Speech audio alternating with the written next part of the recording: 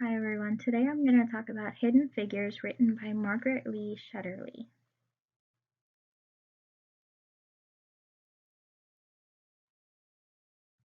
The book was placed in Hampton, Virginia, 1961 at the NASA Langley Research Center. Margaret Lee Shetterly grew up in Hampton, Virginia. She knew many of the hidden figures. Some of these women actually are characters. They are Katharine Goebel Johnson, Dorothy Vaughan, and Mary Jackson. After she had an amazing talk with these women, she went on to later research all of the computing that women can do and continues to fight for gender equality.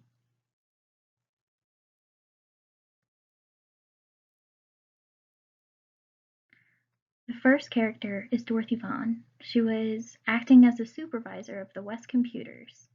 The west side of the campus at the time was considered the African American side, and the east side of the campus was considered the white side.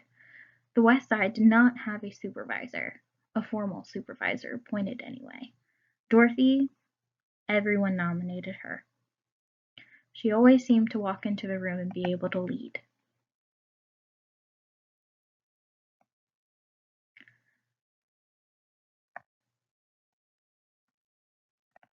Computers referred to female mathematicians who were doing the computations of a computer would today. Dorothy Vaughan later became NASA's first African American supervisor as a Fortran specialist. On the frontier of electric computing, she was regarded as one of the most brilliant minds at NASA. She helped pioneer a way for Mary and Katharine, our other two characters in the story. The book is set up very on a timeline. So Dorothy is the first character. She's also the oldest woman to help kind of lead the way for younger women to follow. Our second character is Mary Jackson. Mary was assigned to work on the tunnel project with the East Engineering Group. One of the supervisors asks her if she's ever thought of being an engineer. Mary said, "I am a woman of color." Plainly, simply, not even upset, but simply seemed to be stating a fact that as a woman of color at the time, she could never achieve that. Then he rephrases the question and asks her again. He says, "If you were a white man, would you wish to be an engineer?" And of course she replies with her head held high, "I would already be one." Later, Mary became NASA's and America's first female African American aeronautical engineer. In 1973, she was appointed Langley's Women's Program Manager. She continued to fight and to advocate for all women of all colors, of all backgrounds, to have the same equal opportunities. Our third and final character is Katharine. Katharine gets married in this book, so she goes from Katharine Goebel to Katharine Johnson. Katharine was the final character because she was the youngest, but she was the one that they needed to kind of make a way for. As a person, she was very silent, but very kind. She thought that if she was kind enough, people would stop paying attention to the color of her skin. Dorothy started fighting for Katharine to be in the program and to do the calculations for the Space Task Program. They needed a computer to handle analytical geometry, and Dorothy knew that was one of Katharine's strengths. Her calculations go on to prove the success of the Friendship 7, which was launched with Colonel John Glenn to orbit the Earth successfully. She went on to perform calculations for the Apollo 2 mission to the Moon and the Space Shuttle. In 2016, Katharine G. Johnson had a computational building built in honor of her groundbreaking work in space travel. And at the age of 97, she was awarded the Presidential Medal of Freedom and celebrated her 56th anniversary with Jim Johnson.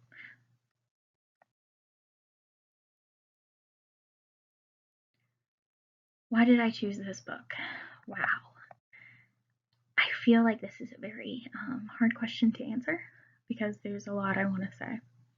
But this book was recommended to me at a physics conference that I went to.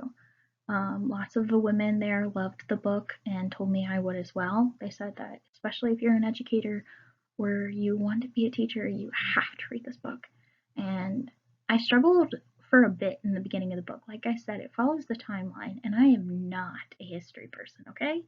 Science, math, I got you. You start telling me about history, I may doze off. However, as the book went on, I felt like these women were becoming my best friends. That they were sitting there right in front of me, talking to me, telling me all their struggles, all their trials, but all their victories. And I just grew so attached to them that I loved it. I loved every minute of it. In the class, we discussed boundaries that are up in our society. And these brave women had to face boundaries that I cannot even begin to understand. In 1961, none of us, I think, remember that time. Maybe our grandparents, but certainly not me. But these brave women just continued to pioneer a way for them to become successful STEM. And they just let it. They let their work speak for themselves. And I think that's what inspired me to keep reading the book, because I almost put the book down. It got really boring when it started the history for me. But that's not everyone's saying that it's boring to them, but it was just kind of boring to me until it got to the women.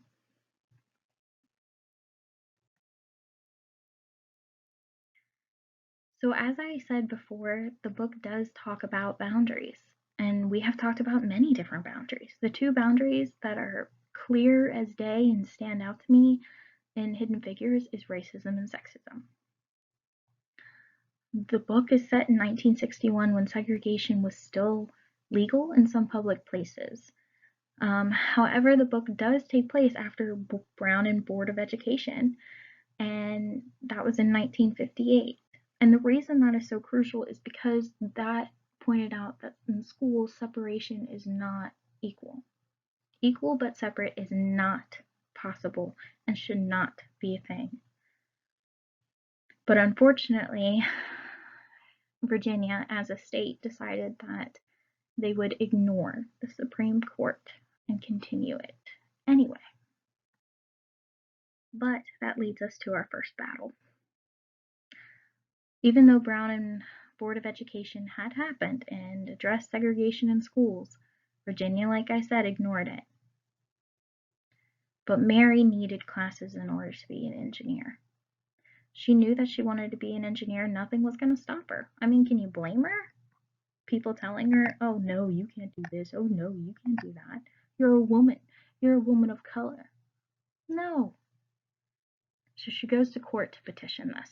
She says, I would like to attend these classes at a traditional all-white male high school. So that's two boundaries there that she has to break down. She has to be the first woman to attend, and she has to be the first person of color to attend. And to me, that's amazing. She knew that nothing was going to stop her. Granted permission. The second battle of racism and sexism was about a coffee pot. Catherine had been working at her desk and was trying her best to complete the calculations, and she got up and fixed herself a cup of coffee. And all the white men in the room stared at her as if they were horrified that she touched their coffee pot. And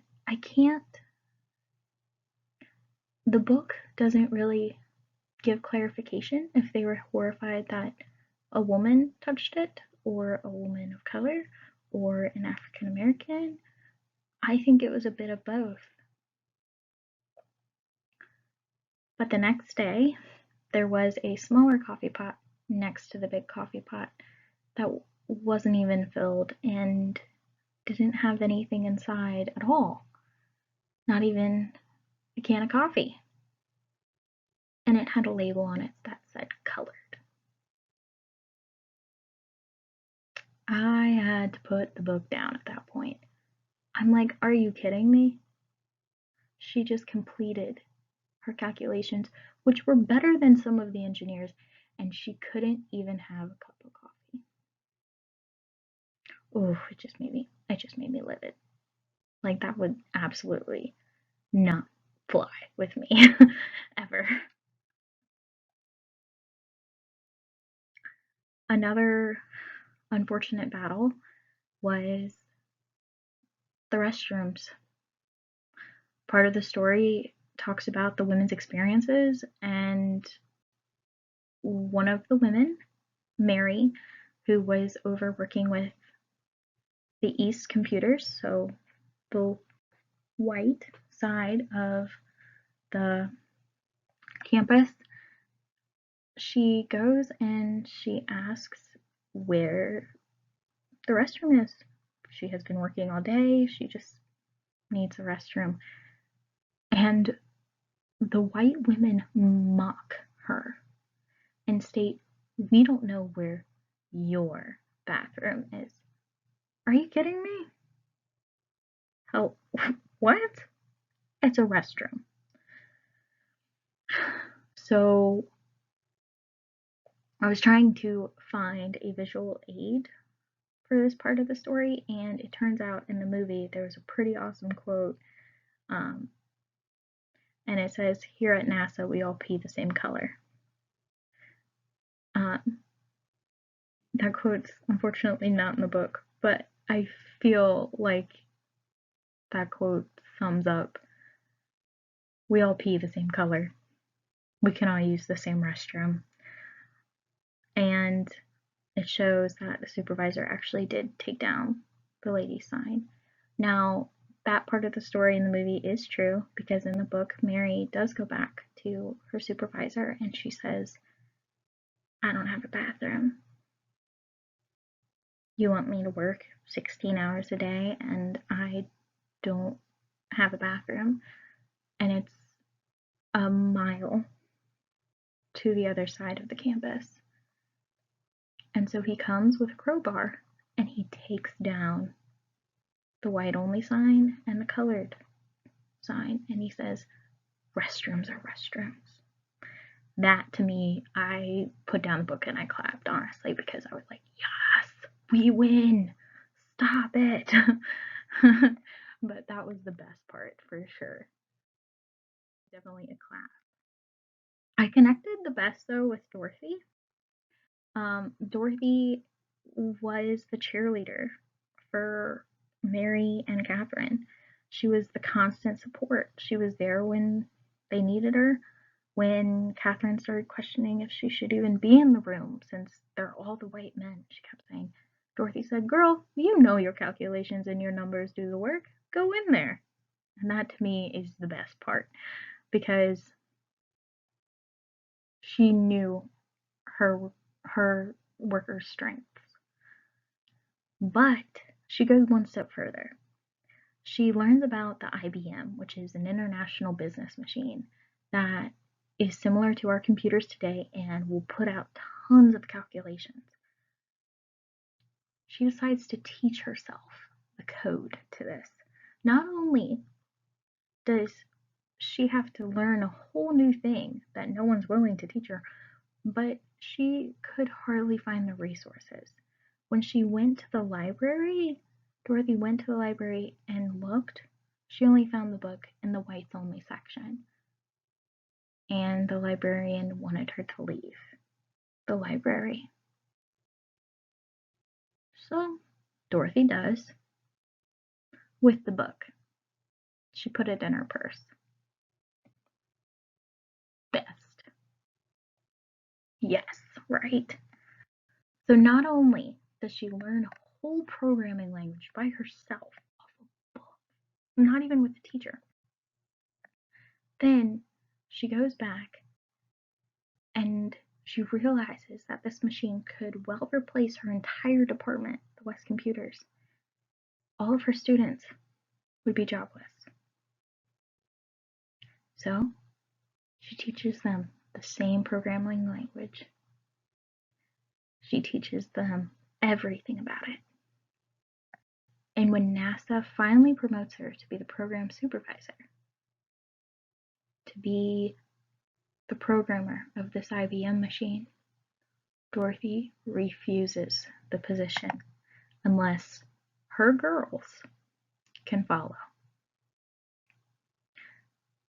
That to me is a true teacher.